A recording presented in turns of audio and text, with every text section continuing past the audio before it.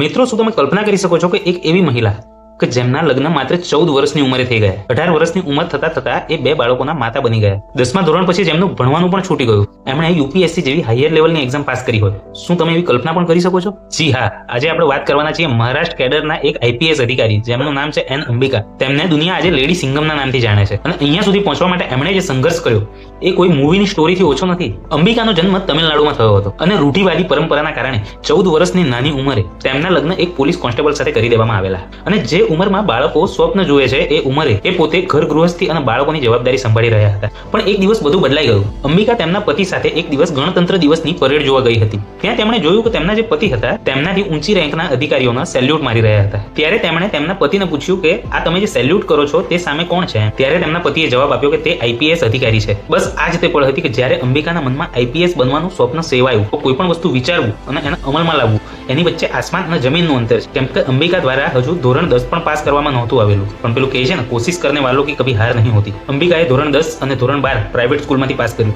પછી ગ્રેજ્યુએશન પૂરું કર્યું. હવે વારો હતો યુપીએસસી પાસ કરવાનો, જેના માટે તેમણે ચેન્નઈ જવાનું હતું. વિચારો તમે કે એક માતા માટે બે બાળકોને છોડીને શહેરમાં તૈયારી કરવા જવું એટલે એ કેટલું કઠિન હોય. છતાં પણ એમણે સંઘર્ષના માર્ગ પર આગળ વધવાનું નક્કી કર્યું. શરૂઆતના 3 પ્રયાસમાં તેઓ ફેલ થયા. પછી તેમના પતિ દ્વારા તેમને કહેવામાં આવ્યું કે હવે તમે પાછા આવી જાઓ. પરંતુ તેમણે એક આખરી તક માંગી અને 2008માં આકાશ પાતાળ એક કરીને તેમણે તૈયારી કરી અને ચોથા પ્રયાસમાં ઇતિહાસ બનાવી કાઢ્યો. અને હવે તે બની ચૂક્યા હતા આઈપીએસ એન અંબિકા. આજે 2025માં એન અંબિકા મુંબઈમાં ડીસીપી ના પદ પર કાર્યરત છે અને તેમની નિડરતા માટે તેમને લોકમત મહારાષ્ટ્રીયન ઓફ ધ યર સન્માનથી પણ નવાજવામાં આવ્યા છે. એન અંબિકાની સ્ટોરી આપણને શીખવે છે કે ગમે તેવી મુશ્કેલી કેમ ના હોય, સંઘર્ષના રસ્તા પર આગળ વધવાથી સફળતા જરૂર મળે છે. અને જો તમારી પાસે સંકલ્પ હોય તો તમે શિખરને જરૂર પાર કરી શકો છો. બસ તો આજના વિડીયોમાં આટલું જ. વિડીયો ગમ્યો હોય તો એને એક લાઈક કરી દેજો. મળીએ પછી નેક્સ્ટ વિડીયોમાં. Thank you.